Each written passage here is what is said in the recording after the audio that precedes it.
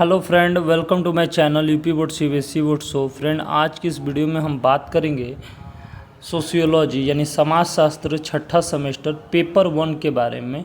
तो चलिए बिना देर किए हुए स्टार्ट करते हैं। पहला क्वेश्चन क्या बोल रहा है आपका? बोल रहा है कि जाति के संदर्भ में जीएस घुरिये के दृष्टिकोण की विवेचना कीजिए। ठीक है, तो देखिए इन्होंने क्या बोला है। तो जीएस घुरिये ने जाति व्यवस्था की एक विशेषता बताई है कि प्रत्येक जाति का अपना एक व्यवसाय निश्चित होता है। ठीक है, वो क्या? जो पीढ़ी दर पीढ़ी हस्तांतरित होता है। यह सभी जातिगत होते हैं, उनमें किसी भी प्रकार का बदलाव नहीं होता है। यानी कि जो काम एक चलता चला गया है वही चलता चला जाएगा, उसमें कोई बदलाव नहीं होगा। ठीक है, इन व्यवसायों द्वारा ही लोग अपना जीवन यापन चलाते हैं, जीवन यापन करते हैं। उन्हें अपने व्यवसाय को बदलने की अनुमति नहीं थी।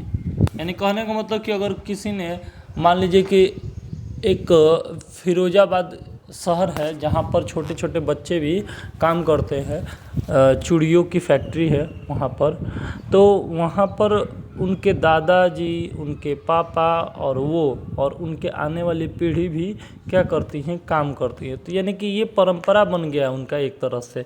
वैसे उनके में कोई बदलाव नहीं हुआ, तो यानी कि उनका व्यवसाय को बदलने की अनुमति नहीं है, ऐसा है। ठीक है, मतलब वो लोग अपना मान लिए कि नहीं हमको यही करना है। तो इनके हिसाब से जो जीएस घुरिये हैं इन्होंने भी ऐसा कुछ बताया है। ठीक है, अब देखिए अगला दूसरा क्वेश्चन है, राधा कमल मुखर्जी ने सामाजिक मूल्य की व्याख्या कीजिए। राधा कमल मुखर्जी के सामाजिक मूल्य की व्याख्या कीजिए। तो देखिए राधा कमल जो हैं मुखर्जी के अनुसार मूल्य समाज द्वारा अनुमोदित उन इच्छाओं और लक्ष्यों के रूप में परिभाषित किए जा सकते हैं जिन्हें अनुबंध अधिगम या सामाजिकरण की प्रक्रिया द्वारा आत्मसात किया जाता है। ठीक है, और जो व्यक्तिगत मानकों तथा आवश्यकताओं के रूप में परिवर्तित हो जाते हैं। मूल्य सामूहिक अंतर व्यवहार को स्थायित्व देते हैं। ठीक है, अगला क्वेश्चन है क्वेश्चन नंबर तीसरा। बोल रहा है कि डीपी मुखर्जी की आधुनिकता की अवधारणा की विवेचना कीजिए। तो देखिए डीपी मुखर्जी ने क्या बताया है। तो देखिए डीपी मुखर्जी ने भारतीय समाजशास्त्र में भारतीय परंपराओं का अध्ययन को सम्मिलित किया है। ठीक है, तो जो भी भारतीय परंपरा है उसको क्या किया है, इन्होंने सम्मिलित किया है। उनके अनुसार परंपरा ही भारतीय समाजशास्त्र की प्रमुख विषय वस्तु है।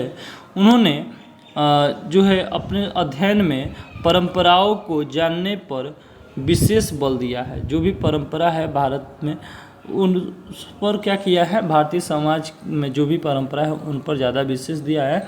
और वो बताते हैं कि पश्चिमी परंपराओं के आदर्श पर भारतीय समाजशास्त्र को बदलने पर मुखर्जी ने जो है इसका विरोध भी किया है। ठीक है, यानी कि ये परंपरा को लेकर बहुत ज़्यादा सख्त थे। ठीक है, यानी कि जो भी आजकल परंपरा में बदलाव आ रहा है इस पे उन्होंने हस्तक्षेप कर दिया होता अगर वो रहते तो। ठीक है, अगला देखते हैं इरावती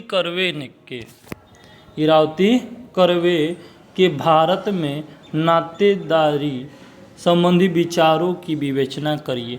देखिए नातेदारी कर्वे के अनुसार, कर्वे एक महिला है जो बोलती हैं कि कर्वे ने देखा कि रिश्तेदारी संगठन जाति व्यवस्था से प्रभावित और मजबूत होता है और ये दोनों विभिन्न भाषाई क्षेत्रों में पाए जाने वाले कुछ पैटर्न के अनुरूप होते हैं।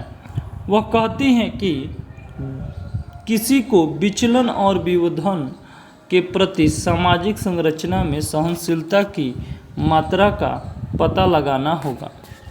इन्होंने अपनी पुस्तक किनशिप ऑर्गेनाइजेशन इन इंडिया में प्रमुख रिश्तेदारी प्रणालियों का वर्णन किया है। इन्होंने जो है जो भी रिश्ता है, जो भी रिश्ता का संगठन व्यवस्था है प्रभावित हुआ है उसको मजबूत रखने के लिए इन्होंने बात उठाया है। ठीक है, अगला क्वेश्चन देखते हैं। सांस्कृतिकरण से आप क्या समझते हैं?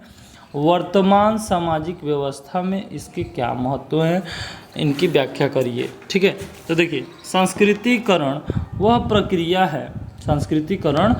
प्रक्रिया है जिसमें एक निम्न जाति या जनजाति, ब्राह्मण, क्षत्रिय, वैश्य, प्रभु जाति के खान पान, रीति रिवाजों, कर्मकांड, विश्वासों, भाषा, साहित्य, अर्थव्यवस्था और जीवन शैली को ग्रहण करती है। ठीक है, आ रहा बात समझ में?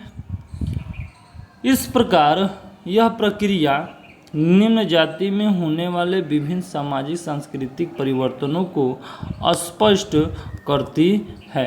ठीक है, सांस्कृतिक एक जीवंत समाज की जीवन धारा है जिसे हम अपनी कहानियाँ सुनने, जश्न मनाने, अतीत को याद करने, अपने मनोरंजन करने और भविष्य की कल्पना करने में कई तरीकों में व्यक्त करते हैं। ठीक है, तो ये जो है सांस्कृतिकरण का कार्य है। ठीक है, और ये इसका महत्व है। तो आई होप ये सारे क्वेश्चन इंपॉर्टेंट थे और ये आपको अच्छे से समझ में आए। तो अगर वीडियो अच्छी लगी तो वीडियो को लाइक करिए, ज़्यादा से ज़्यादा शेयर करिए। अगर हमारे चैनल पर नया है तो चैनल को सब्सक्राइब करिए। Thank you so much.